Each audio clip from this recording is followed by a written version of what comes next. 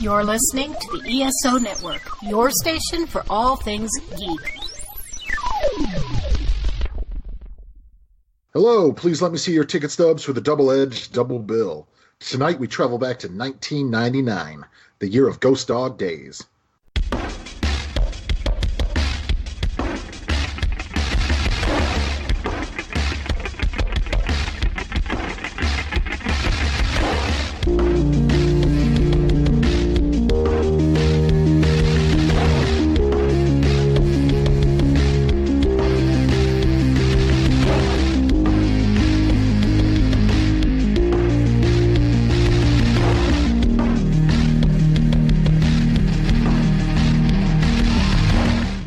Each week, Adam Thomas and Thomas Mariani come to the table to discuss the randomly selected yin and yang of a double feature. Then, both will have to pick a number between 1 and 10 in order to seal their fates for the next episode. One will have 2 good movies, the other 2 bad ones. Let the chaos begin. And I am Adam, whatever fucking cliche, biblical / action name I can come up with, Thomas. And I am Thomas Mariani, and I study the way of the samurai. Good for you. I'm a real weeb, as the kids say. Ooh. And joining us for this edition of Double Edge Double Bill, one of many hosts of The Horror Returns. He has returned here for us for the second time, Mr. Lance Langford. Lance, how you doing? Yeah, doing great, guys. Thanks for the invite.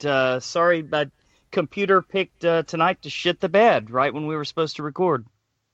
I would expect nothing less from you, Lance. Well, Lance, you've come on for a monumentous episode for a lot of reasons, but we're going to start out here before we even get into our topic by welcoming some people who might be new listeners and explaining some things to some old listeners, because, Adam, when we started this podcast, about a year and a half ago or so, we started as lone rebels, renegades, as it were. Yes. Because we didn't have any kind of network attached. We just started on our own, and from there, we have, grown in our own way, but, it's 6 to 8 episodes in now, Adam. We've been doing this for a while, and maybe we figured it's time to settle down and maybe join up with a podcast network. I mean, it's something myself and your mother talked about a lot, Thomas. No, yes, Thomas, we're joining a network. We talked about doing it from the beginning. We said if we ever got a little bit of a following, maybe we would really go for it.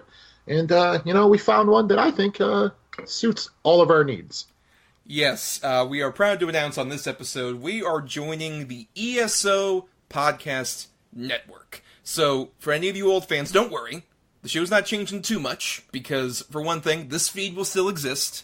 If you just want to follow us and all of our stuff here, this feed from Podbean will still be available, and you can just follow us here. But it also encourages some new people who are on the ESO feed that follow that, where all of their various podcasts post new episodes every week.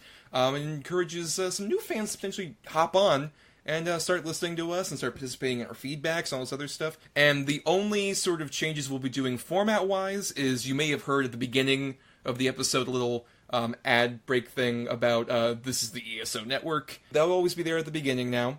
And then at the end, there's also going to be another one that's slightly small. And in the middle, in between our 2 movies, we are going to have a small 30-second little shout-out, a little piece of audio for another ESO Network podcast. Cross-promotion, if you will. Yes, of course, and you might hear us on other ESO networks with our little ad that we've recorded as well, but everything else will stay the same about the show, so all the important things will stay the same. Yes. In fact, that was one of our main concerns before joining the network. Yes. That we wanted to make sure we could keep doing it the way we're doing it for the most part. We're not against change, but, I feel what we got works, and the ESO network was totally like, it's your show, keep it the way you like it. Yeah, so we're not going to hunker down on the cursing or anything. We're not going to... Oh, God, no. Fuck no, we're not. Not at all, no. We're still going to be doing that. We're still going to be doing our usual abrasive takes, as it were, as we have in the past. So 98% of the show will be the same. Actually, I'd say we go from 100% to like a 101. We just added 1% extra. Oh, you know what? That's a better way of putting it. Yes, that's what ESO does for us. Hopefully that check clears. Anyway, now we move on to the show. proper, because for those of you who might be new from the ESO network, welcome, of course, first of all. The basic premise of our show is that at the end of every episode, Adam and I have each 2 movies of different quality. Adam last week had 2 good movies related to our topic, and I had 2 bad, and each of us assigned numbers between 1 and 10 for those. And then the other person randomly called out a number between 1 and 10, and that's what got us our good and our bad features. So, tonight, in honor of the year 1999, which is celebrating, obviously, 20 years now in the year 2019, we are covering, our good movie is Ghost Dog, Way of the Samurai, and our bad movie is End of Days. But before we get to those 2 movies, we should talk about the monumentous year of 1999. The first time we've ever done a podcast about a year that wasn't the year we were currently in. Because we like doing that midway through the year, talking about, the year, and then at the end talking about the year overall that we just went through. I'll never forget Hurricane Heist. We will never either. It's one of our favorites. No, lest we forget. I know. I'm kind of screwed. I prepared a bunch of material about Prince. Our good feature, Purple Rain. Our bad feature, Graffiti Bridge, that we're talking about right here. But no, 1999, it's been often called one of the best years in cinema in recent memory. We might want to do this in the future for other years that are very celebrated, like, say, in 1984, 1976. There's a lot of really good past years to do, for sure. But, Lance, you specifically really wanted to come on for this one because you said this may perhaps be your favorite year in movies? Without a doubt, man. Yeah, 1999 is far and away my favorite year in movies. And my daughter and I would go to the movies pretty frequently, so that probably had something to do with it. But, I mean, just think about some of the stuff that came out. Probably The Matrix, I think, is probably my favorite film of that year. But I'm remembering American Beauty, which was a really great performance by he who shall not be named anymore. Yeah, I was going to say, watch it. Of course, we had the Blair Witch Project. Being John Malkovich was fucking amazing. You had Fight Club. You had... Fuck yes. I mean, it's insane the amount of material that came out. This was a huge year of movies. I still, when doing the research on movies to pick for this show, I'm like, oh my God, these are like all my favorite movies. It was really difficult. Well, and for me, I'm admittingly a bit younger than both you gentlemen, and so I was alive in 1999, of course, but I was like 2.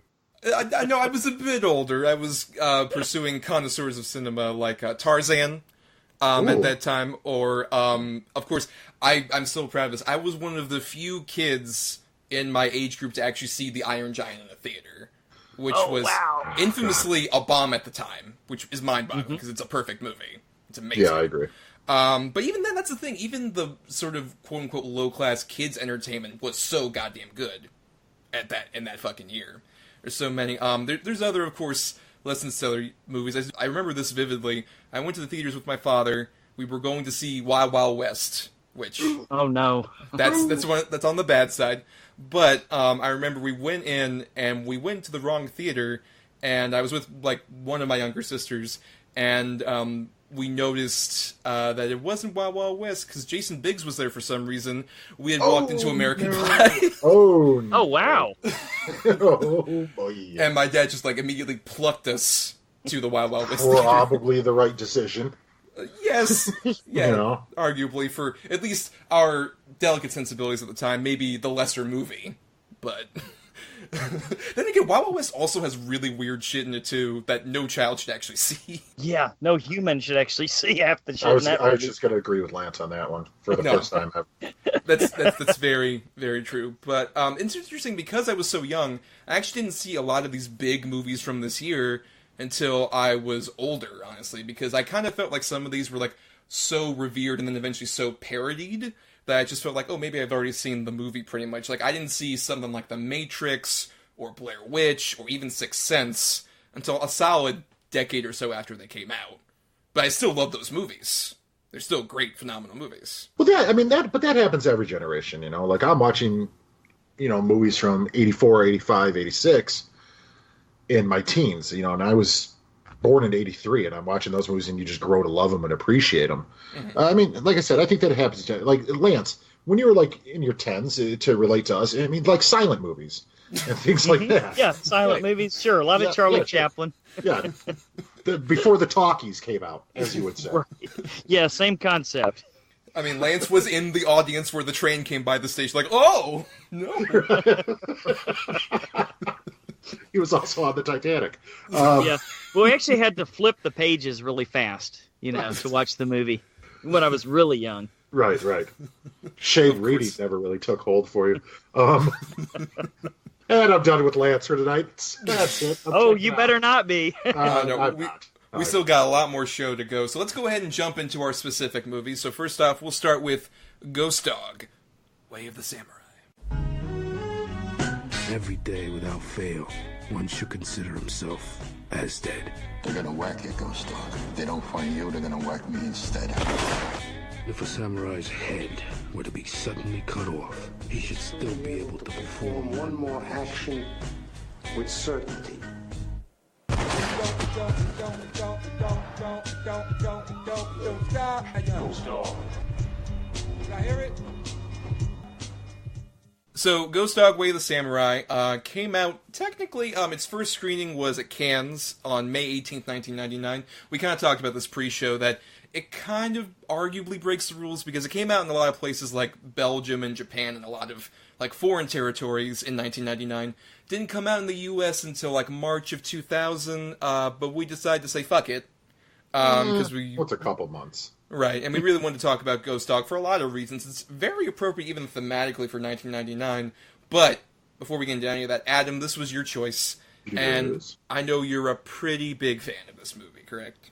I am an absolute monster fan of this movie. This is one of those movies that I will recommend to anyone who hasn't seen it, even though I've recommended to several people who I know will not like it. I mean, you just gotta try it. Just give it a shot. It's easily Jim Jarmusch's best movie, in my opinion, and I think it's just fantastic all around. Acting, I love the fucking soundtrack.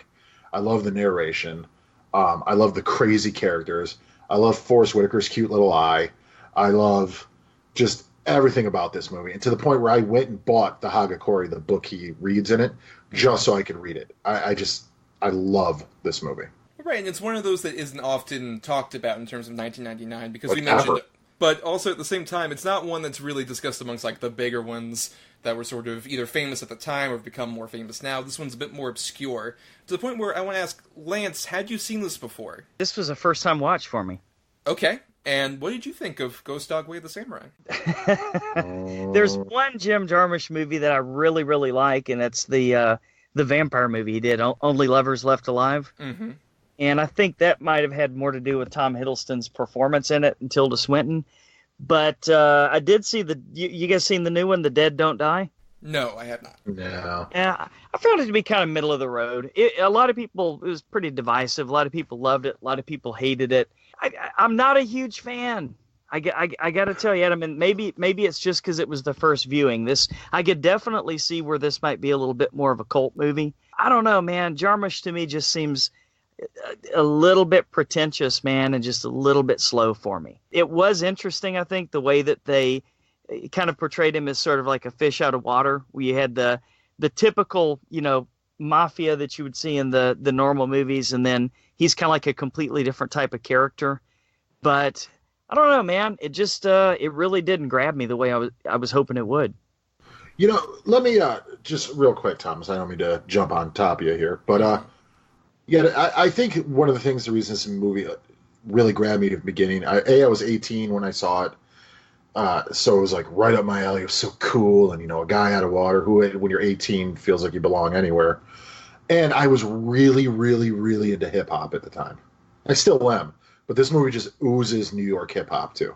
Mm-hmm. And I think that really made me connect to it as well. It was very interesting, the fact that his best friend, the one guy he could confide in, could speak only French, and he could speak only English. And this guy would go into a long French diatribe, and he would just look at him and go, It's like they understood each other without having to really communicate through language. And I thought that was a really awesome concept. Yeah, I really like all of that as well. And I saw this when I was in college, and I remember just hearing a lot about it. And admittedly, I'm not a someone who's seen a lot of Jarmusch movies. I guess I'm not a fan just in terms of I've only seen about 3. I've seen Only Lovers Left Alive, which I do love. And also, before I even rewatched Ghost Dog, I did watch, for the first time, Down by Law, which is his movie that has, it's Tom Waits, John Laurie, and Roberto Benigni are all guys who are, like, in New Orleans, and they all end up getting arrested in the same cell, and they have a prison break from there. Okay. It's an interesting movie, and I think, based on at least those 3, and what I've heard about other Jarmusch movies,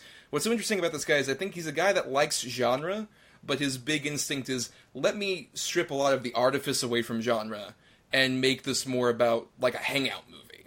Which is what I really dig, especially about Ghost Dog, because even, like, Lance, you mentioned, like, the mobsters in this, which, if you haven't seen this movie before, very basically, it's the story of Ghost Dog is played by Forest Whitaker. He's this guy who's kind of a hobo, but lives, like, in this apartment that looks abandoned, and is, like, taking care of pigeons, and he has studied this samurai book, and studies the way of it, and everyone just thinks of him as some weird, interesting, eccentric person in the town, and this random urban landscape, which they never name, which is interesting. Yeah, it's New York. I mean, it's New York technically, but it was shot in Jersey, and even, like, they never mention the actual place by name. And I love, if you see, like, little signs and, like, license plates, it says just the industrial state, or the highway state. So they even, like, made fake little bits just to, like, really get you in the fact of, like, oh, this is just, like, a typical urban environment. But Ghost Dog also has this sort of retainer, this person he respects, who was this mobster that saved him when he was a kid. And he also does some jobs for this guy about killing some other mobsters. And he does one job where he ends up letting a girl go, but she ends up getting lost on a bus, and now the mob is after him. And what I really love is the fact that this mob doesn't actually feel like a typical Goodfellas, sort of like romanticized mob. They're all a bunch of old fuck-ups. And just weirdos. Real weirdos who watch cartoons randomly. I love any time they're watching TV, it's cartoons. That was really weird. And the one guy is, like, really into Flava Flav. Oh, I love that guy. I love that guy. Flava Flav from Public Enemy, and then he's dancing to him later. Yep. I love all that stuff. But that's what I find so interesting is, like, on its face, if you told me this premise of, like, oh, it's this guy who studied the way of the samurai and he's fighting the mob, it's like, oh, man, this is going to be a huge action-packed movie. It's not. And I find that so fascinating because it's more just about exploring these characters living their everyday lives, even though their story is something very odd, cinematic in concept. It's them just kind of, like, awkwardly bumping into each other. I find it so amusing, but at the same time endearing, especially with Ghost Dog. I think the big thing is, like Jarmusch said from the beginning, like, I wrote this with Forest Whitaker in mind, and I never would have made this movie if he had said no. And you can see why, because no one else could make, like, this kind of a character so endearing. Oh, 100%. 100% agree. No, I couldn't see anybody else playing this role. Lance?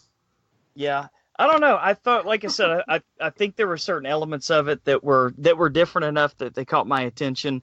I will ask you this. You were saying you actually bought the book, and you were reading through the book where you did the voiceovers in between sections of the movie. Mm-hmm. What's the significance of that? Like, did somebody give him that book when he was young? Because, of course, I don't know how spoiler we're getting about him passing on the book. I mean, yeah, I think we're going to spoil it, everybody. I just wanted to give at least a basic premise and recommend people see it, but we will be spoiling, especially from here on in. Yeah, I mean, I thought it was going to turn into almost like a Leon the Professional there at the end with the person he handed the book off to. But what was the significance of that? Was that just something near and dear to him, or did he, like, was there a backstory to that I missed or something? I don't think there's a specific backstory, but what I like is that I think Jarmusch hints at a lot of what you're talking about just by how the character interacts with, like, the little girl, which I realized she's actually the older niece from the Bernie Mac show. Yep. Blew my fucking mind. Like, oh shit, that's her. That's great. Right. You know, the only backstory we get about Ghost Dog is that he was saved by this mobster at one point. This guy who looks like live-action Fat Tony. Like, just if you turned Fat Tony into an actual character. 100%. From The Simpsons. He's doing this thing about, like, hey, you know, read this book and tell me what you think about all this other stuff. I think that hints at a lot more of just, like, he most likely at some point got this book and it just completely changed his life. And it's the way that he's lived by, because there's no other real influence to have, unfortunately. I think that's the thing is, like, Ghost Dog is sort of this frustrated character who like only really clings to the samurai thing because there's nothing else to cling to in his life. Even the one person who he considers like a parent almost, with the Louis character, is played by John Tormey, is just kind of like weirded out by him. Like, okay, Ghost Dog, I mean, you're cool, but bye. Like, that's what's so interesting. It's endearing, it's sad, but it's also just like something I really found myself invested in. And I think he hinted a lot of what you were talking about without actually explicitly saying Ghost Dog had a mentor figure who gave him this book. It's like, it doesn't fucking matter. Mm-hmm. Yeah, well, I mean, he definitely had his code that he lived by, you know, and that was something that you kind of had to respect. While all the people around him were kind of like falling victim to the streets or doing whatever they wanted to do, he kind of kept that discipline, and he always followed his code, which I thought was interesting. Made him more of an outsider, you know. Yes, I would completely agree with that. But what's your interpretation of the book, Adam, and how that works for Ghost Dog's character here? Well, I mean, I'm sure you guys know it is an actual book. It wasn't created for the movie. It's actual teachings from like a retired samurai, a great samurai who was passing it down to a younger one. And it's called the Hagakure. I believe it's called In the Shadow of the Leaves or something like that. No, I actually do agree with Lance's interpretation on it too. Or no, I'm sorry, yours, Thomas. Fuck Lance. I believe he just found the book, or the book came to him. However you want to decide, whether someone gave it to him the way he hands it off at the end, or he found it in a gutter or in a bookstore or a library, whatever. And he was just a mixed up, alone kid who had no sense of identity, and he found it in this book. And it's basically just saved him and turned him into who he is in every way, because there's a good chance that if he wasn't reading the book or starting to adapt to that lifestyle, that maybe he would have gotten beaten up and then saved and then became a retainer and basically a Ronin and had to work for this guy and live by this code. I mean, who knows? But yeah, I definitely think the book is of huge significance. And I think that's why, you know, you get the black screen with the white text on it where they let him do the narration, the voiceover, which are some of the coolest passages ever. Like you said, Tom, it found him at the right time. The right time in his life, this book came to him, and it's up to your interpretation to figure out how. Right, and I like that it doesn't romanticize also the idea, just like, oh yeah, Ghost Dog's a killer, and this is so badass. Like, there's a great first bit where we get with Ghost Dog of him driving over to do his hit that we see at the beginning of the movie, and it's so nonchalant. It's so just like, I'm taking the freeway, I gotta take this exit, I gotta do this. Like something anybody would actually fucking do. But the romanticized thing is like, oh, he's an assassin about to kill a mobster. It's like, no, he's killing some dude who's, like I said, watching cartoons in his fucking boxers. Yeah. Like, it's this really weird kind of fascinating, almost comedy that's going on throughout this whole movie, where it's like this big cinematic premise is just constantly deflated, but in a way that even with like Ghost Dog, as you mentioned, he lives by this code, but also they don't romanticize like, oh man, he's a super badass. Not necessarily. He's a very sad, lonely person that takes some kind of comfort in living by this code and learning the way of the samurai, doing all this other stuff, but his sacrifice is pretty much completely separated from everybody, except for the ice cream man, which I do agree, Lance. I love that whole conceit of him talking to this guy and how they universally understand each other, but without having to, like, actually speak each other's languages. It's this weird, beautiful way of describing just like, hey, you know, sometimes people just, like, come together and have, like, very similar ways of life and personalities that bump up against each other, and they can be friends even though they don't actually know how to traditionally communicate with each other. I think that's another thing. Is like, even though, you know, you said that Jarmusch might be a bit pretentious, I don't think he's necessarily trying to impede a huge amount of messages in any of his movies, as much as just really examine these characters and just display them for all their warts and all, and then allow the audience to interpret how they feel about them. And I think that's a lot more interesting than especially some of the other fare we've gotten in the 20 years or so since this movie. Well, I thought it was really cool there at the end how he took care of his friend there, the ice cream guy, hid the cash and stuff for him. It's almost as if he knew he was about to die or something. Oh, there was no question. He knew he was checking out. Yeah, he knew. That's why he didn't load his guns. That's why nothing. He knew he was going down. I don't know that Jarmusch is necessarily pretentious, too. He's definitely an art house director. I would attribute, like, Jarmusch to, like, early David Lynch type work or things like that, where they just make the movies in the way that they want to tell that story. And either you're in it or you're not. I mean, you got to kind of be on board 100%, or else you're not gonna have a good time. You're going to have a bad time. Yep. But yeah, I think all that works. What about some of the other characters in here, Adam? What do you think, especially of like the ice cream man character and their back and forth? I love it, and I love when they are trading lines of dialogue. He's probably saying he's got to go, or he's going to say he's got to go somewhere, and then it's like, hey, I got to go somewhere. Like, they know exactly what the other one's going to say without being able to understand each other at all. I love the ice cream character.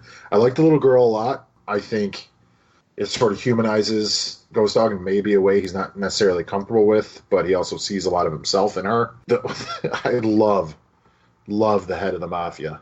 I can't think of his name. Henry Silva in that, I think? Yes, I believe that's Henry Silva. Oh my God, he cracks me up every time. Sounds like an American Indian, like Black Elk. Like, what the fuck is going on? No, my favorite is the bit where the one guy reads the pigeon messenger thing, and he's just like, what the hell was that?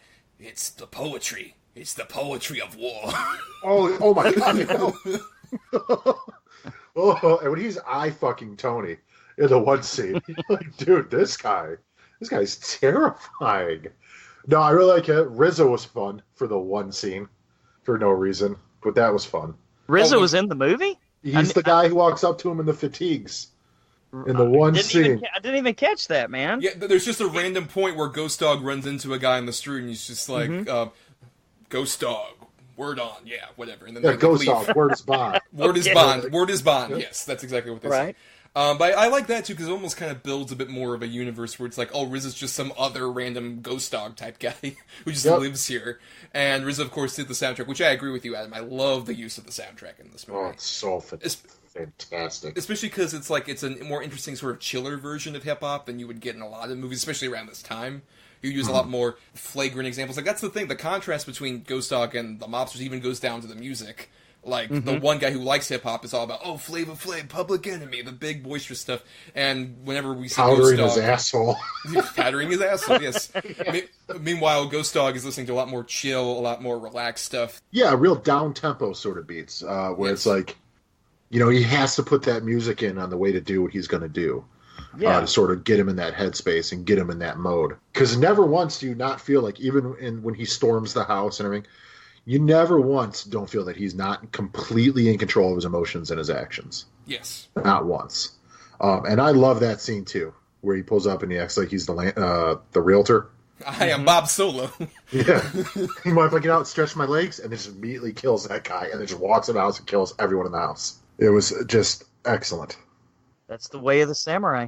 Yeah, and I like the fact that also that's a scene that could have easily been, this is the same year as, say, A Boondock Saints, which is the most over-the-top, flagrant, stupid fucking movie about just, like, people shooting each other. And in this case, it's like you mentioned, Ghost Dog is so relaxed and meditative, whereas these mobsters, who we've seen, like, shoot other people, like, oh shit! And then they just, almost by accident, shoot people. Like, I love him just instantly mowing down all these people, and even like just walking in, and that one guy's just like, "It's the bird battle," and then he has a heart attack. Yeah. Oh yeah, that guy. Holy hell, that guy got some lines. Whoa. Yeah, some interesting lines for the movie for sure. But I just like the fact, once again, he's this. All these mobster guys clearly just did this with like, oh man, we're gonna be like, mafiosos, we're gonna be the Godfather, we're gonna be great. And it's like, they wear fucking tracksuits and shit like that. Yeah, and hang out in like the basement of like a Chinese food place and stuff. Like, they have nothing. They have nothing going for them. Well, they had Ghost Dog working for him for a while. The one guy did. Only the one guy did, though. That's true. His retainer, yes. What was the significance of killing all the pigeons, man? Like, what was that supposed to get his attention, or was that supposed to turn him, or what? I mean, it's one of the few things they know that he has an attachment to, because they previously killed a bunch of people who had, like, pigeon coops on top of their apartments. So it was just like, it's the one thing, it's sending a message. It's the horse's head in the bed of this movie.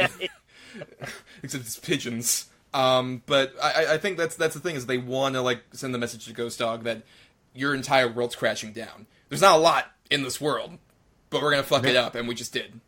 Never a good decision in movies when they do that stuff. No. Yeah. Especially like the lone killer. Dog. Yeah. Just don't do it. Just don't do it. But no, again, Thomas, I do agree with a point you made earlier about the action too. The quick couple bursts of action you get in the movie are done really well. They're not flashy. They're not over romanticized. I mean, he's in there just shooting people. I mean, without question. Like you said, the fat guy watching cartoons puts a piece of tape over the window and shoots him so the window doesn't break. I mean, it's just, there's nothing glamorous about that side of his life. In fact, about none of his lifestyle, except that you get the idea that this guy truly has a handle on who he is as a person. And no one else in the movie, except maybe the French guy and the little girl, have that. They all want to be something they're not. And they're all striving to be these tough guys and these mafiosos and these ultra scary criminals. None of them are real. They're all phony assholes. Even Louis, who is so interesting as a character too, just because he's one of these mobster guys, but he still has some attachment to Ghost Dog. He feels sorry for Ghost Dog, and sort of also kind of annoyed almost about the life debt that he's owed from Ghost Dog. Like, especially the whole running gag about shooting him in the fucking shoulder is so great. You shot me at the exact same place. Yeah, because he doesn't want to fill him full of holes. Yeah, yeah, that's great. And it is kind of actually, I don't want to say I cried, but I when I first saw this, I was incredibly bummed out at the end of this movie. I got more emotional here than I did the first time watching it. I think this time especially, it really hurt just because you saw how much, like, this guy had so little, but what he did with so little, like, touched the lives of, like, the few people that actually got to know him. Which we should mention, by the way, it's Isaac DeBanco is Raymond, the ice cream guy, and it's Camille Winbush is Pearline, the little girl. And I think especially during that sequence, I think a big part of it is their shock at what's going on feels so natural. It has like this admittingly very kind of almost goofy, stilted fight scene where he literally says, it's like the end shootout scene. Stuff like that. I think in lesser hands that could come off as a bit, much. Maybe to Lance it came off as a bit much based on some of his reactions. Yeah, it seemed like it did. I wish this movie had caught me more, and I've definitely got to give it a second viewing, but I don't know, man. It kind of seemed like it was trying to be a little too funny or something like that there at the end. I would more agree if it didn't have a lot of the still emotional context that's going on from there, especially when Ghost Dog even says just like, can you just one thing for me? Take this book, read it, and then tell me what you think. Again, at the end of the movie. Right.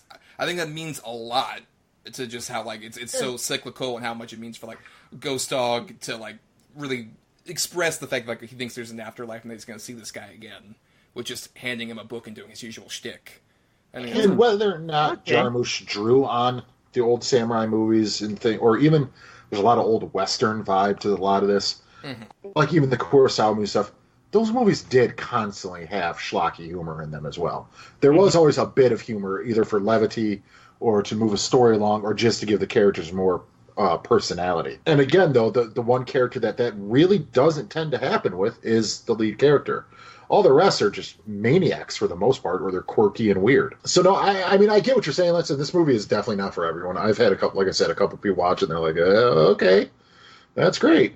I don't know. The humor never really bothered me in this. I felt it was placed sporadically enough to where it didn't come across forced.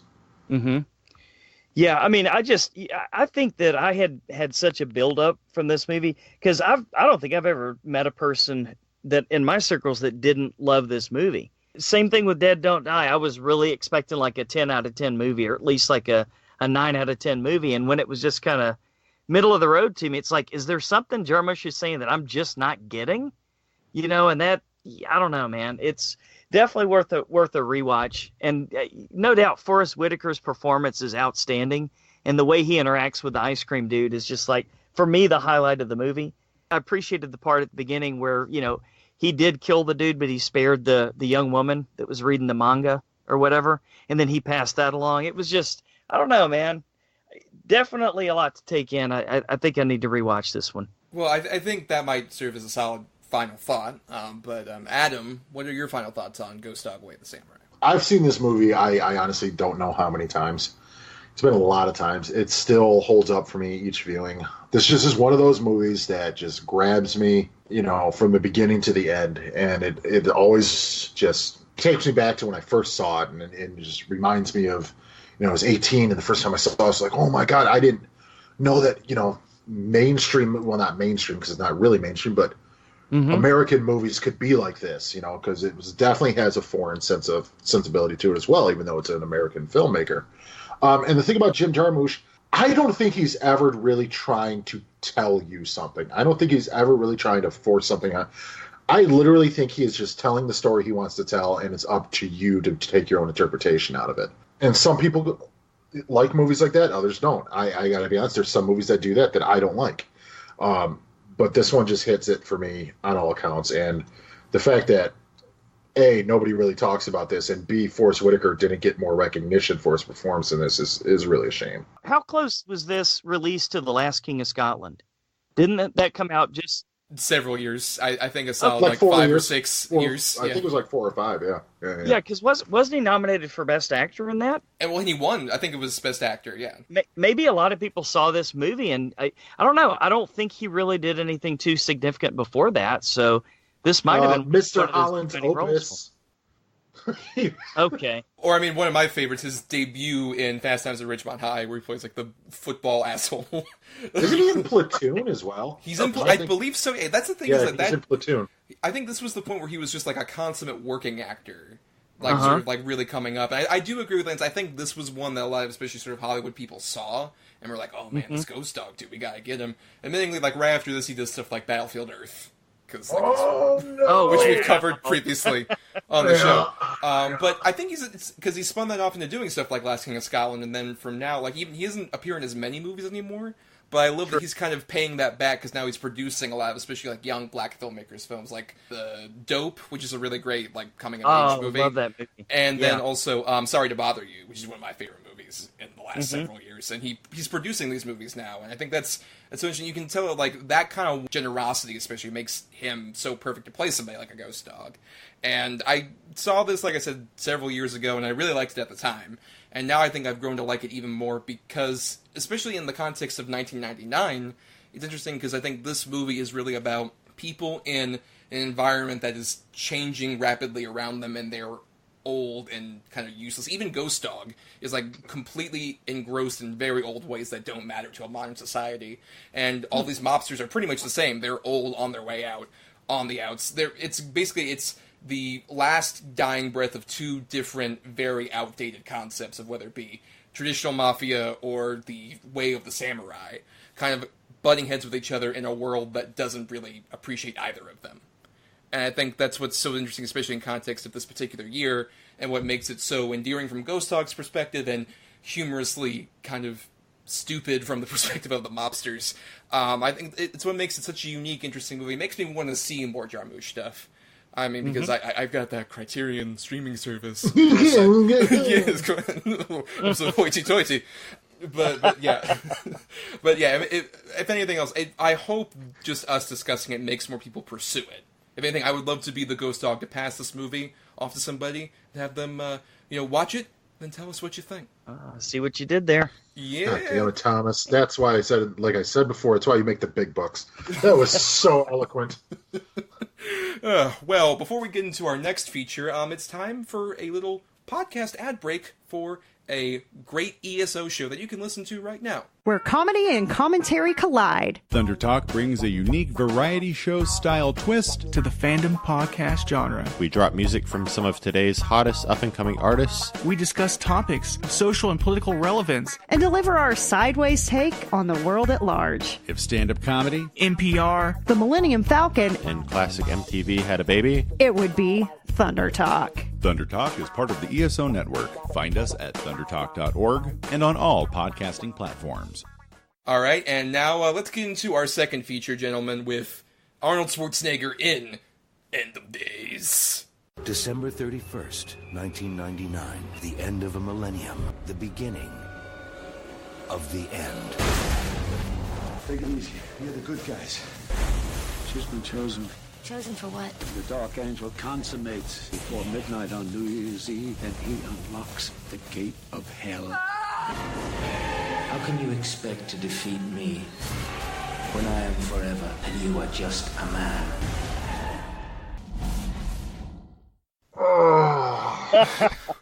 So, End of Days came out November 24th, 1999, and stars, as we mentioned, Arnold Schwarzenegger.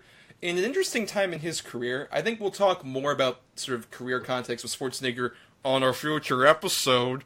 Put a pin in that. Who knows? But this was a point in his career where he was, this is post-Batman and Robin, of course. The late 90s were not the best time. No, he had some problems. Yeah, I mean, in this case, this was in between Batman and Robin and this, he had heart problems, and he had heart surgery, and this is his first role since that, and admittedly, you can tell, like, he's definitely not quite up to the game, and that's kind of part of the character in this case, but also, it's complete miscasting for him.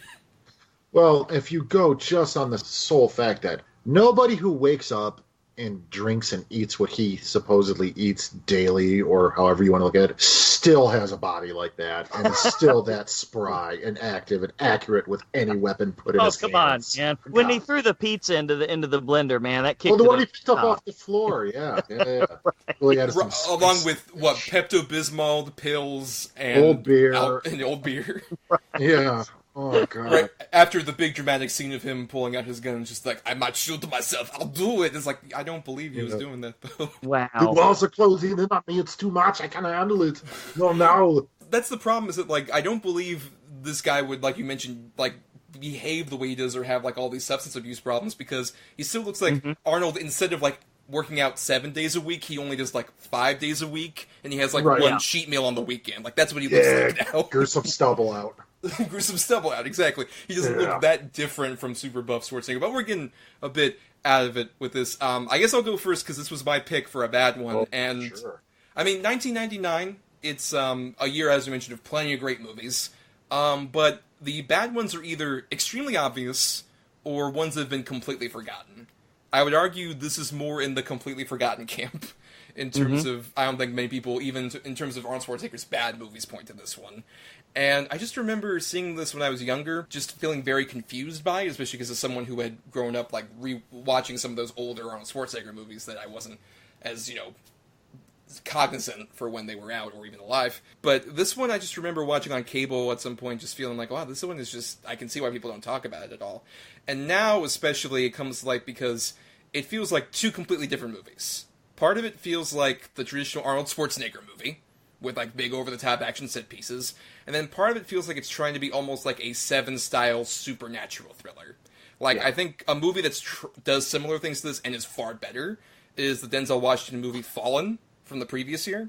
Oh my God, was that... Fallen came out in 98? 98, yes.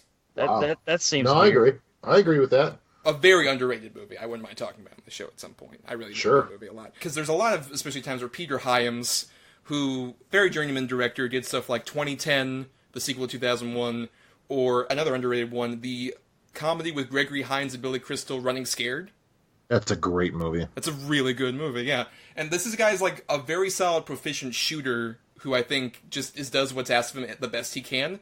And I think that's the case here. It's just the problem is, it's this mix of, like I said, big over-the-top Schwarzenegger action, and then seedy, like, oh, we're going down Crime Alley. Look, it looks like the early David Fincher movie. It's like, yep. This doesn't match at all. This is so incongruous. And then the story gets stupid from there. It's a mess. We'll talk about it. But, Lance, this is another one. Have you seen this one before? I had seen it before, probably a couple years after it came out. And yes, I largely forgot about it. So I see your point there about it being sort of a forgotten film. But first of all, let me ask you one question. So this came out the same year as The Matrix. Yes. Yes. And why the difference in special effects? I mean, this is like, I don't know, man, like Sharknado versus Into the Void or something. Well, it's a lot more like a movie we previously talked about, The Haunting remake. It's very on level with those kind of bad, big special effects. Well, but they created whole new systems and things for The Matrix. It's like how they did for Avatar. I mean, they create... they don't have the technology that these guys do, because these guys, while they're making this movie, literally create this technology. Well, no, and not to mention the fact that also The Matrix is actually, when you look into it, a much more low-budget movie than you would think. Oh, yeah, absolutely. And then also, it's a lot more combination of CG and practical, as opposed to, I think the problem here is they have the money, they just don't have the discipline is the problem. Ah, good way to put it. Oh, hey, let's, we have all this technology, let's make a big CG demon for the end of the movie. It's like, oh, it looks like shit, but it's big. Exactly. And I mean, let's face it, sometimes, not having the money works out in the best. I mean, because you have to get crafty. You have to come up with ways to make it look as best as you can. And oftentimes, it looks better than when people just throw $100 million at a CG that will look dated, usually within a year or two. Yeah, which was, I'm sure, the case with this one. Oh, it had to have been. There were some decent stars in the movie, with Gabriel Byrne, Rod Steiger showing up. Seems like they could have done more with this. Maybe you're right, Thomas. It was just totally miscast. But then again, could you really picture anyone other than Arnold literally kicking the devil's ass? I mean, that was so fucking silly. I'd argue that Gabriel Byrne is a good choice for Satan. Yeah. I just would say that this portrayal of Satan was not a good choice for Gabriel Byrne. It was pretty bad. When you think he appeared in his apartment, he could just snap his fingers and do anything, and yet he allows Arnold to hold by his fingertips and pull him down and push him, throw him off the building into a car.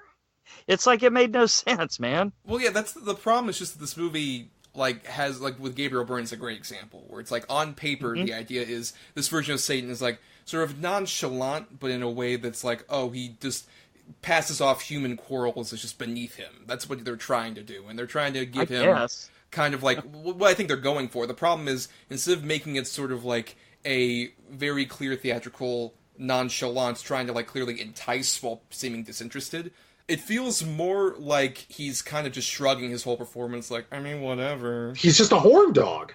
Well, that's true. There's that. But even when he's trying to quote unquote romance people, he's just hey, well, fuck, I guess. Come on, me. Right. Exactly. What's up? Was it just me, or did it seem like his accent changed throughout the movie? That's something that happens to Gabriel Byrne a lot. Yeah, he was super Bronx, New York, and then all of a sudden he was Irish, That's Gabriel Byrne in every movie. Even in Hereditary, as much as I love Hereditary, that is also the case at certain points in Hereditary. Usual Suspects, it's all over the place. Right. But yeah, he just has such a thick Irish accent, he cannot cover it. Yeah, I guess that makes sense.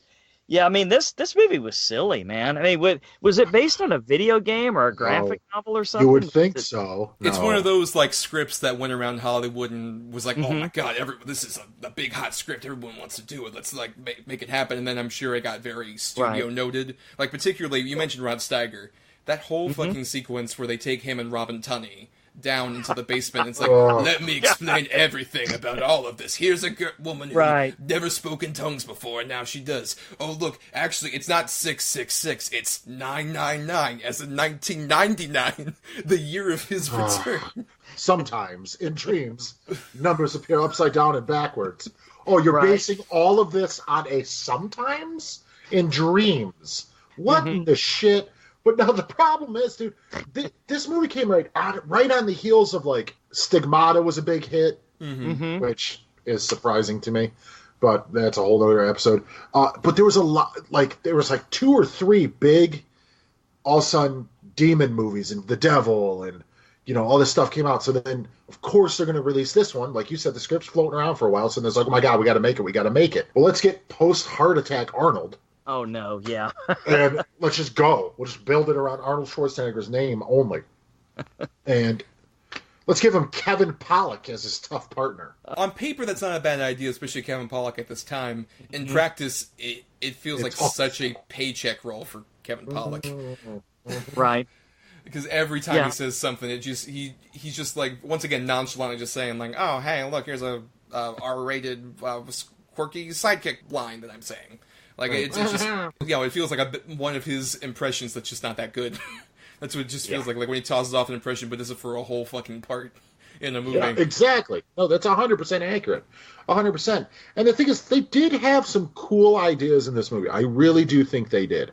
I really liked when they went to tying it in with New Year's Eve 1999, how the Y2K stuff? Yeah, no, not that. Adam, real smart stuff there. Hey, excuse me, this has nothing to do with New Year's Eve. This has everything to do with the exact calendar that was pointing to this point. Right, when the comet or whatever the shit. When the stars align. That's another thing, just all of the trappings around how the story takes place is all just hey, how do you know that this is going to happen? Well, it's all either happenstance or just oh no, we figured that out ages ago. It's the equivalent of the Simpsons thing of a wizard did it. That's all it is. No, it's 100% accurate. But no, what I was getting at, like, I do like the scene where they go down to the basement at the church, and there's the woman with stigmata, and there's other possessed people and all that. To me, that stuff kind of is cool. Possession movies always do kind of creep me out when they're done right. This, however, is obviously not one of them. But especially seeing Arnold Schwarzenegger trying to resist Kiss Robin Tooney. Oh, good the fuck. Anyways. Wow. Cringeworthy. Oh, it's so bad. But there was some cool ideas. Like, that was cool. The whole idea of the priest who was excommunicated trying to kill either the mother of the Antichrist or who he thought was the devil himself. Kind of cool. Would have totally worked in a movie where this is just a crazed priest and this person isn't really the devil and he's trying to kill him and stuff. Make it like a thriller mystery. Kind of cool.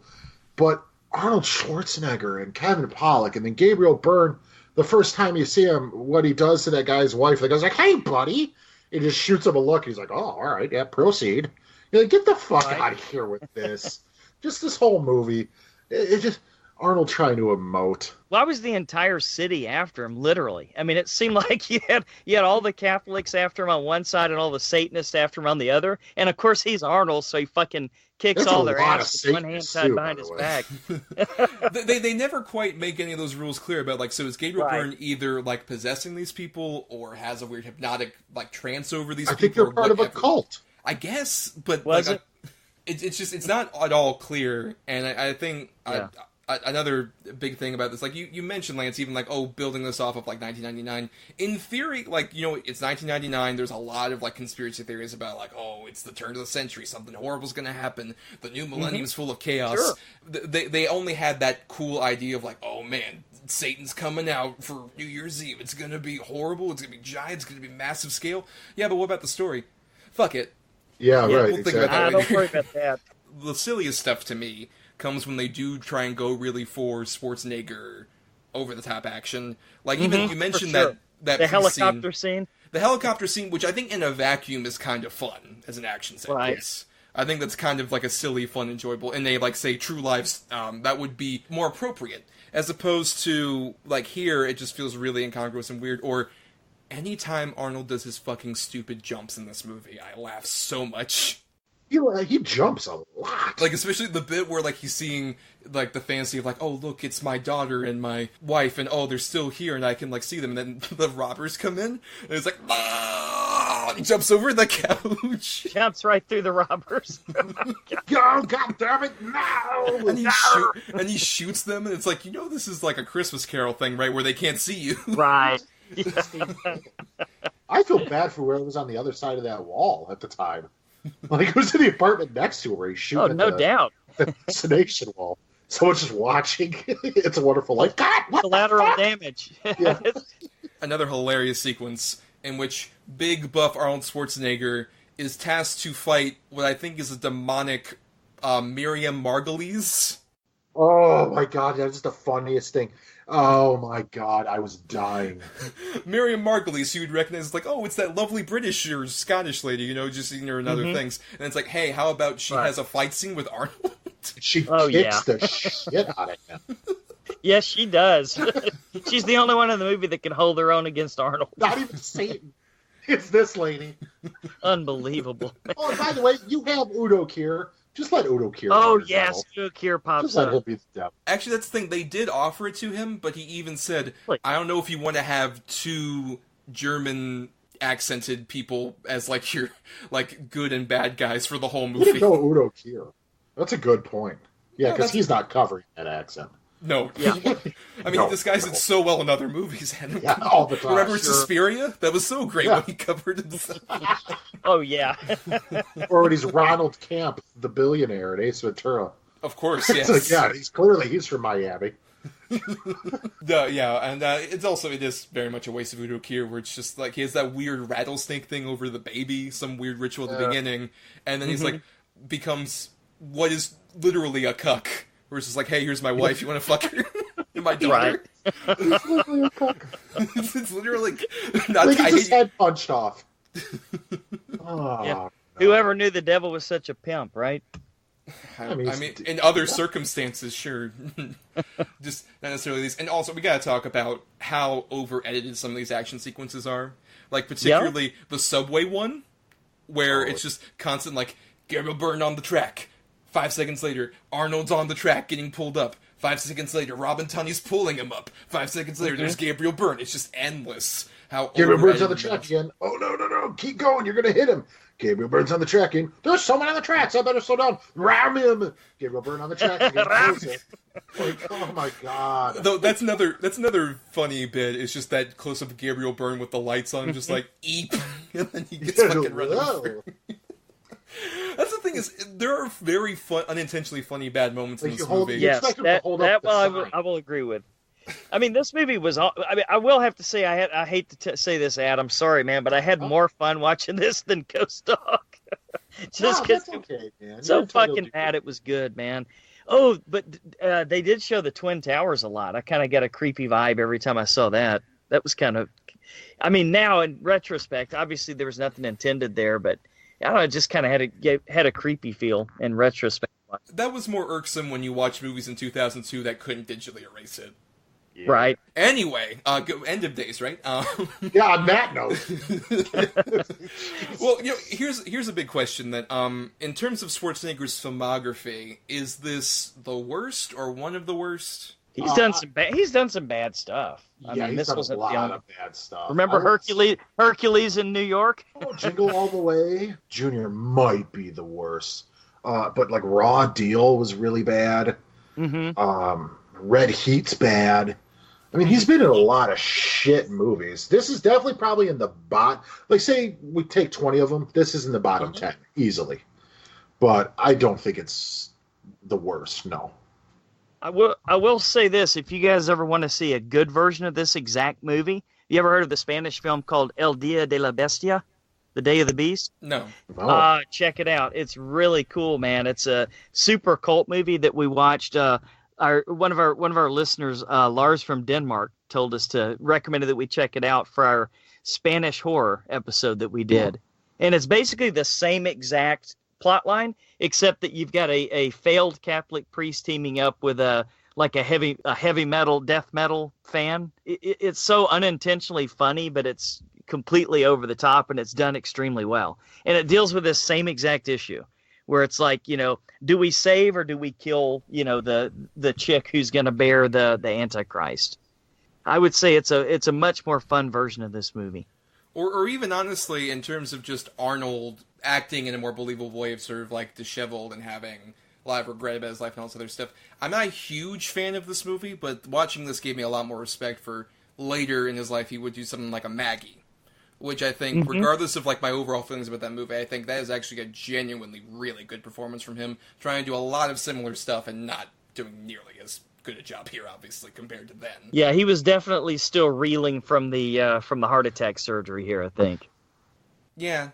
It feels it's less even just that, but it's also like this is around like when he was really phasing out of being like the big action star. Because even after this, like it's true. like 6th Day and Collateral Damage, and then he's Governor, right? Mm-hmm. This is sort of in that phase of his career where he just kind of seems like he doesn't necessarily want to be that guy anymore, and also he's had a series of like disappointing movies that have just kind of downgrade him to this specific point where it feels like his heart just isn't in it as much. Oh, jeez. I didn't intend to do that, I realize, and I feel like an asshole. Lance's comment about the Twin Towers, and now that one's good.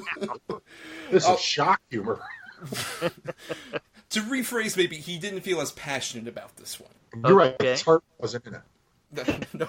Oh man, Adam said that. What an asshole. I'm going to not edit this at all, right? So that he said that first. He didn't feel the passion of the Antichrist. No. No, he did not. Lance. No. All right. Stop it. All right, at this point, I think it's time to transition into final thoughts. Then Lance, as our guest, your final thoughts on End of Days. It was fun to watch. I have to tell you, man. It was so stupid, so over the top, so horrible. It was fun to watch. But I got to tell you, that final scene there, like I say, who could not have predicted that when Kevin Pollak came back, he was gonna turn on him? It's like, okay, yeah, he shoots him or whatever, and he's injured, and it's like, okay, well, oh, you're not the devil. Okay, good, we all good. And then all of a sudden, of course, he turns on him when he gets Robin Tunney in the car. Like, just like everybody else, he has a price. And then you got, like I say, all the religious Catholic nutbags coming after him from one side. You got the fucking cult from a second side, and then all the Satanists from a third side or whatever. I don't know who the fuck all these people are. It's like literally the entire city of New York versus Arnold. And of course, Arnold, is staying on top of him through the whole thing. It's just the craziest thing ever. I don't know, man. The only way he can lose is he takes himself out. There you go. That's it. No, I pretty much agree with most of what Lance said. It's just a really stupid movie. It's just nonsensical, stereotypical garbage, just with new, just even dumber shit thrown in. The 666-999 thing is one of the worst things. And that old lady beating Arnold's fucking ass with a piano or whatever the hell she was pushing against him. It was like the best thing I've ever seen. But other than that, it's just a stupid movie. I wouldn't even put this in like the stupid, so stupid they're fun to watch Arnold movies either. I just think this is a skip it, and I think you'll be fine. Yeah, if you want more in that range, the masterpiece of that is Commando. Without a doubt. Is a masterpiece. That's actually a good movie, though. Well, I mean, that's the Come thing. on. I liked it. It skirts the line between genuinely fun 80s action movie and so hysterically over the top bad that it's incredibly enjoyable movie. I think that's the thing, is that one has more consistency in that way. As opposed to this movie, there are moments, like I said, anytime he fucking jumps, anytime they have Gabriel Byrne become a fucking Looney Tunes character, amongst several other things. It's just a problem of, like, it's so much more self-serious and dark and dreary in a way that just feels like it's more of a chore to watch at several points. The funny bad moments at least are like, it makes you kind of tolerate it to a point where I agree it's not definitely the worst of his career necessarily, but at the same time, it's very indicative of a lot of the bad blockbuster schlock that came out at this time that makes it one of the few movies from this year that's not well remembered, but at the same time feels totally of the time. Like, this is a perfect time capsule of, like, this is what somebody in 1999, like a studio executive, would have thought was dope, and then prospect, like, oh no, wait, it's fucking bad, dumb, and everybody hates it. Yep. On that note, that's the end of our discussion of our two movies, but before we go and do our picking for the end of, for next week's show at the very end of our show, so stay tuned for that, over at DEDB Pod, which is our Facebook and Twitter page, we ask you every Monday for our shows about, like, hey, what are your favorite and least favorite things related to a topic, and Adam, we got a shit ton of comments. Shit. I thought the wrestling episode was our most. This is out of control. Yes, there's a lot, and I apologize for anybody who is listening and I didn't read your whole comment, just because there's a lot. But to segue into that then, first up, a former guest, Shaquille Lambert, at Shaq Excellence on Twitter, says, best, The Matrix, second favorite of all time, Idle Hands, extremely underrated, Toy Story 2, and I'll argue House on Haunted Hill is super fun. Worst, Inspector Gadget, Wild Wild West, Virus and The Haunting. At least Wild Wild West is partially salvaged by a great soundtrack. James Rodriguez says, 1999 was the release of one of my favorite films of all time, Magnolia. A 3-hour runtime is necessary to understand and sympathize with each one of the large cast, and it helps that it flies by. I gladly would have stayed with them for another hour at least. Ravenous is also an underrated one. It deserves a mention because it's a frontier set horror comedy about cannibalism. Unfortunately, this year also gave us Jean Dabant's The Haunting, a film so devoid of its own identity, I keep mixing it up with Scary Movie 2, which was a better adaptation of the original film. Jonathan Hampton McHale says, it would be easy to bring up films like The Matrix, Fight Club, and The Iron Giant, but 1999 has so many great movies that can be overlooked. October Sky exceeds the confines of a high school history class movie, thanks to a young Jake Gyllenhaal. 10 Things I Hate About You is the best late 90s, early 2000s modern Shakespeare remake by hitting the lottery with Julia Stiles, Heath Ledger, Joseph Gordon-Levitt, and Larisa Olniak. And The Talented Mr. Ripley is one of the best films I have seen that no one brings up anymore. As for the worst of 99, Deuce Bigalow Male Gigolo is patient zero for all the bad Happy Madison movies that have been infecting theaters and streaming platforms for the last 20 years. Christian Alvarez says, omitting a lot of the obvious choices, one of my favorites from 1999 is Stir of Echoes. Such an interesting thriller that unfortunately got overshadowed by The Sixth Sense, but it is definitely worth seeing. One of the worst is the Inspector Gadget movie, probably Disney's worst live-action remake of any property, and easily one of the worst movies of that particular year. Shane Steele says, best Man on the Moon or Iron Giant. Worst, Phantom Menace, that House on the Haunted Hill remake, Baby Geniuses, that Haunting remake, banner year for 60s horror remakes that weren't that good. Brian Kane says, omitting obvious critical darlings, I love schlock, and therefore I love The Mummy. I liken Brendan Fraser to Dwayne Johnson today, a charismatic presence who elevates trash. Galaxy Quest is also a personal favorite as well. Episode 1 shouldn't come to us as a surprise for worst. Matt Kozlowski says, Mystery Men doesn't get enough credit. Worst would have to be Baby Geniuses. I mean, how can they be geniuses if they're babies? Honorable Guilty Pleasure is End of Days because of how what the fuck it is, and still love the church scene at the end. Mason Daniel says Magnolia, The Phantom Menace, Rosetta, Beau Travail, and The Iron Giant. Worst, American Beauty and Boondock Saints. Sean Vanderloo says Galaxy Quest is one of my favorites. Least favorite would be Stigmata, and he's from the Rusted Robot podcast of the ESO Network. Corey Reese Kalin says least favorite, Notting Hill and End of Days. Favorite, House on Haunted Hill, the remake, and Mystery Alaska. Joseph Stephen Heath says Galaxy Quest, Mystery Men, Dogma, The Mummy, The Iron Giant, Office Space, Green Mile, and Matrix for best.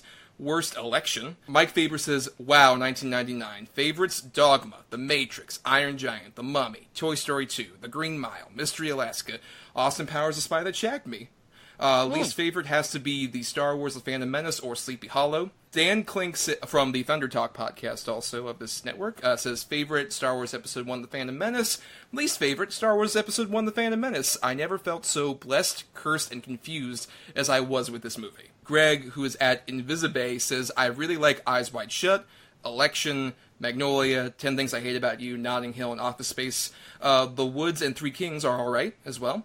And then this is at Neo Nequi, over on Twitter, says, best Any Given Sunday, Fight Club, The Matrix, Life, and Boys Don't Cry. Worst, The King and I, Girl Interrupted, and Anything by Brendan Fraser. Pepe Silva at Cosgrove 300 says, the best film of 1999 is The Blair Witch Project. And Joel Copeland at Real Joel Copeland on Twitter says, the favorite, American Beauty, now unpopular choice, of course, but I stand by its no perfect performances and balance of tragedy and irony. Least favorite, Zombie versus Mardi Gras, which, if somehow tracked down and discovered, would permanently redefine the definition of a bad movie. I'm tired. Talk.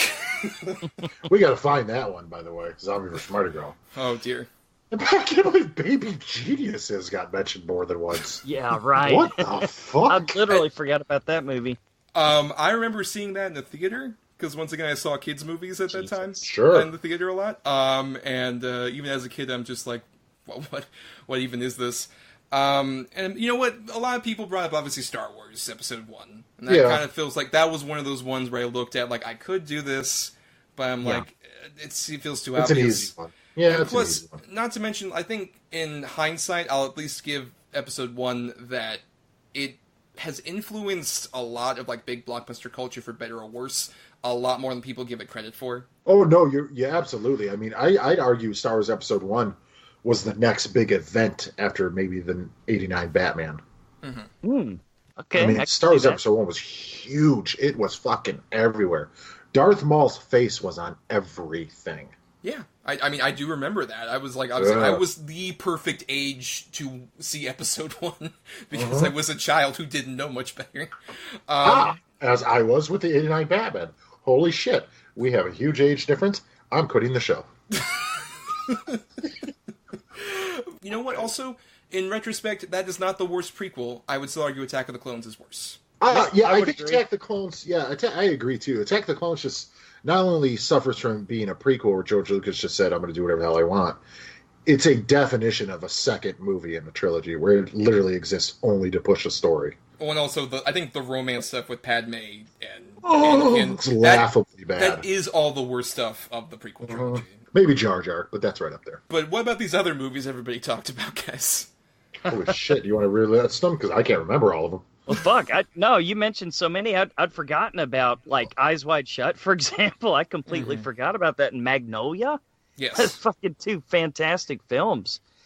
Man, it was, it was just a fucking phenomenal year. I don't know what was going on, but there was something in the water for sure. I agree, and I definitely agree with the Brendan Fraser Mummy comment too. I love great. I love such a fun movie. Yep. Yes, though to say that someone mentioned like Brendan Fraser in general, this was also the year of Dudley Do-Right, which I also remember seeing in a theater. Oh, no. Fucking hell. What about? But no, I mean there was a lot of good picks in there. I like that we didn't get a lot of The Matrix, Fight Club, even though it was mentioned a lot, but a lot of it was in terms of those are the obvious ones. I personally cannot stand 10 Things I Hate About You. Oh, I love it, man. I love it. That's when I knew Heath Ledger could actually act. Hold on, let me add this to the journal. God damn it. I mean, I'm kind of more in the middle about I think it's a cute movie necessarily, but I think I agree it's so carried by that entire cast. It's like just watching it, you see so many great talents who would later rise up and just be kind of just getting started. And I'd forgotten about Boys Don't Cry. They mentioned that. That's a great it's fucking so movie, depressing. Man. It's a great movie, but yeah, it's beautiful though, man. It's what a year. What a year. I really agree with those who said Election as one of the good ones. I love Election. That's one of my favorite sort of like satiric comedies of that time. I fucking hate Election. But it's got Matthew Broderick in it, and he's another one. Oh, come on. Now, don't compare it to Godzilla. No. Matthew Broderick's like another Dennis Quaid or John Travolta for me. Something about him, I just want to punch him in the fucking face. But I think what's interesting about that movie is I think it intentionally plays into that thing that a lot of movies that he's in don't play into. About just like how because he's very much playing a dude who's like initially like, oh, I'm like the nice teacher everybody loves. Like, no, dude, you're really an asshole. But in a way that I find really interesting and compelling. I think that's what really works about that movie. And I mean, especially so many of these movies that weren't really appreciated in their time that have gone on to be so beloved. Like I mentioned, The Iron Giant wasn't a big hit. Galaxy Quest wasn't a big hit. That's when I do remember seeing in theaters too. And it's so I love Galaxy Quest. I love Galaxy Quest. Great rewatchability. I almost chose that for this show, for this episode. Yep. I was close. Oh, man, I would have loved it. Well, sorry, we can't cater to you. Next time, I'll check with your fucking personal God, I'm so mad I can't even speak. Next time I'll get a hold of you and ask, Lance, what should I pick for my show? Well, I'm glad you're going to do that, man. I appreciate it. No, I really will. And then I'm just not going to pick anything you tell me. To get back to some of these things, I do also want to say I don't love something like Magnolia, but I think that's notable just because it may be the best performance of Tom Cruise's entire career. I'd say that's pretty much without question, honestly. Yeah. I'm not a huge Magnolia fan either. I do prefer it over Eyes Wide Shut, which came out the same year. Eyes Wide Shut, it's beautiful to look at. It's beautifully filmed. It's just so bloated. And it's bloated to the point, but nothing really happens. So it's just, you're sitting there with 3.5 hours with people you hate, basically. Well, what I think is so interesting about that movie is, especially in context of sort of that particular time, it's a movie that's about somebody like Tom Cruise who thinks he's a total hotshot being completely demoralized in terms of like what he thinks his like particular sexual habits are and how particularly like, you know, sort of aggro he might be, how that completely falls in on itself, and then it's all about him trying to rediscover that again, only to run into a sex cult. I find that interesting, and if nothing else, I think that movie also suffered a lot from, oh man, it's Stanley Kubrick died, and then this is his last movie ever. And a lot of that hype, I think, is what hurt that movie, considering... I can see that. Oh, no, absolutely. And you know, sorry if I missed it, so cut it if I did, but the fact that it's, you know, Tom Cruise and Nicole Kidman, husband and wife on screen together, who cares? They obviously don't like each other. Yeah, no chemistry. Well, that's what makes it so interesting in retrospect, is really just like looking at it from the perspective like, oh, this is right before their marriage fell apart. That makes it even more interesting, honestly, which is the context I saw it in like ages later. But yeah, thank you for all that feedback. It was so much. We really appreciate all of you mentioning all these movies. But we also want to thank Chris Oliver for the intro and outro music used on our show. Listen to more of his music at chrisoliver.bandcamp.com. Thanks to Emily Scarda for the art for our shows. And of course, we want to thank Mr. Lance Langford for coming on the show. Lance, The Horror Returns, right? Yes, thanks, guys. I really appreciate it. In fact, I think you've got a turn coming up on our show. I keep trying to get Adam on, but every time I schedule him, the motherfucker cancels at the last minute. First of all, motherfucker, I did the last 2 times I was able to be on. First time you canceled and had to reschedule. Oh, did I? I don't remember. You're like, well, I can't do Saturday. Can we do Sunday? I'm like, okay. I can't do Sunday. So, whatever. Kiss my balls. But no, the second time I did cancel on you guys. And I do definitely want to get on.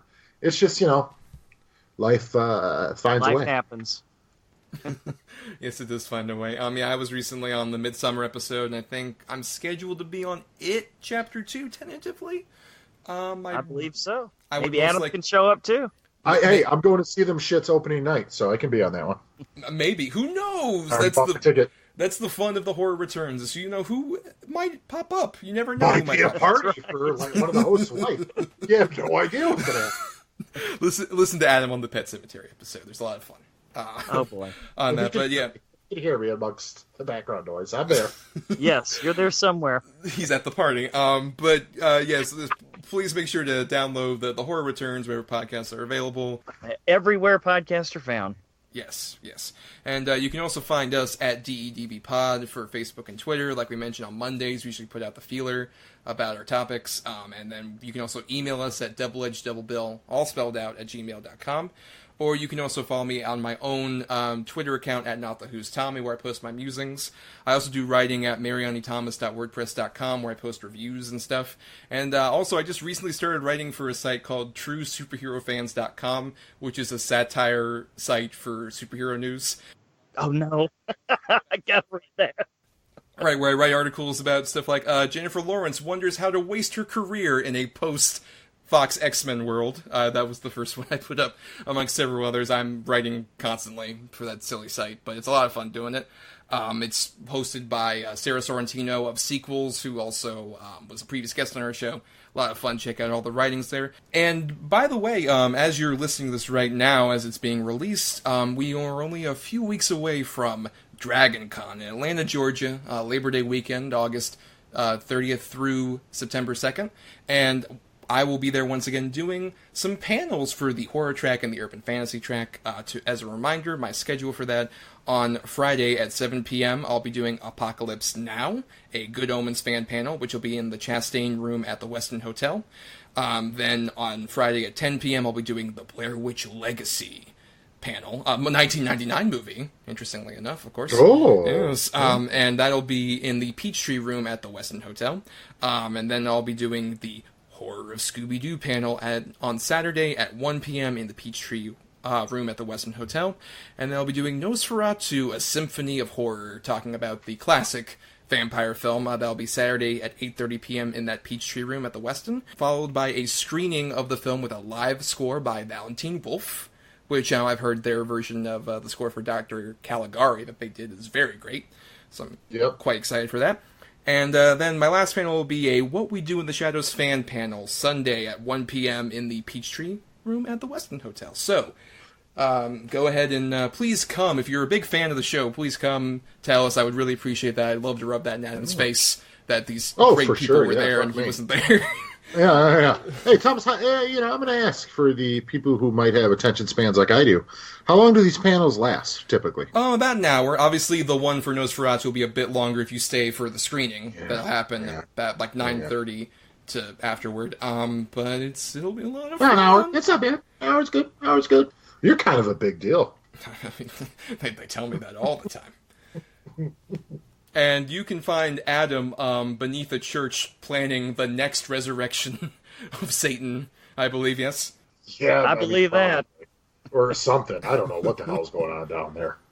I actually live there, guys. Oh, you just live in hell? How's the internet quality there? The Wi-Fi's terrible. Despite Gabriel Byrne's promises, the Wi-Fi sucks. Yeah, right. Gabriel Byrne came to him just like, you could have great Wi-Fi. Sold! Right. Exactly. Immediately. I'm in. Take my wife and my child. Sure, doesn't matter. Come on. Go have at it. But for more hilarious content like that, make sure to find us wherever podcasts are also available, on like iTunes or Stitcher or Podbean, of course, or YouTube. We're also on all those places, Spotify. Or the ESO Network homepage. Of course, yes, you can find us in that feed as well, along with our Podbean feed. Of course, it's a brand new world that we live in. Isn't it exciting? Oh, yeah. Yes. It's exciting and new. It's exciting and new, yes. But speaking of new, we will have a new episode next week. And for those of you who might be new to the show in general, at the end of every episode is when we do our picking for the next week. And so, Adam, you have 2 bad movies, and I have 2 good movies. For what topic are we randomly doing? Japanese cinema? Yes, because it's dog days of summer, not much is coming out to tie something to, and we figured, let's do foreign cinema, which we've covered foreign films, but we've never really devoted a whole topic to it. Correct. So yes, for those new people out there, each week, Adam and I have either 2 good or bad movies, depending on what rotation we're doing. I have the 2 good movies this week, and Adam has the 2 bad movies for Japanese cinema. And usually we would each pick a number between 1 and 10 in order to pick the other's choices, so we have our good and our bad feature for our double bill. But when we have a guest like Lance, they go ahead and get the gun with the silencer on it and become the ghost dog to shoot whichever one. So, Lance, for my 2 good choices for Japanese cinema, number between 1 and 10. Well, sometimes in a dream, if you see 666 upside down, it's 999. So let's go with 9 for this one. Okay, at number 10, I'm so glad we're covering this. It's one of my most underrated movies of this recent decade. It's a loving tribute to filmmaking through the lens of the Yakuza. It is a movie called Why Don't You Play in Hell? I've heard of this one. Same thing. Never seen it. I've heard of it. All right. So much. I'm so glad we're doing this. And then at number 2, I actually had an anime film that was released recently, a couple years ago, called Your Name, which is a delightful sci-fi comedy kind of premise. Awesome, never seen it. It's about 2 school-age kids that end up switching bodies, and one's a boy, one's a girl. Oh. It's very cute, and then it gets really fucked up, actually, after that. It's interesting. Yes, and now for your 2 bad choices, Lance, a number between 1 and 10. Let's turn that 9 around to a 6. Okay, at number 4, I got Vampire Girl versus Frankenstein Girl. Oh, that sounds awesome. Oh, Okay. No, it's not. It's not. And at number 10, I have Robo Geisha. You can't go wrong either way. I just went as crazy as I could possibly go. Well, this will be very interesting. Yakuza filmmakers and... What was it, Frankenstein Girl versus Werewolf Girl? Vampire Girl versus Frankenstein Girl. Oh, I apologize. Yeah, come on, man. Get it together. Of course, yes. We'll have all that sorted out next week. But Lance, thanks again for the pickin'. And on that note, guys, we got to get out of here and party like it's 1999. Long live the giant condor!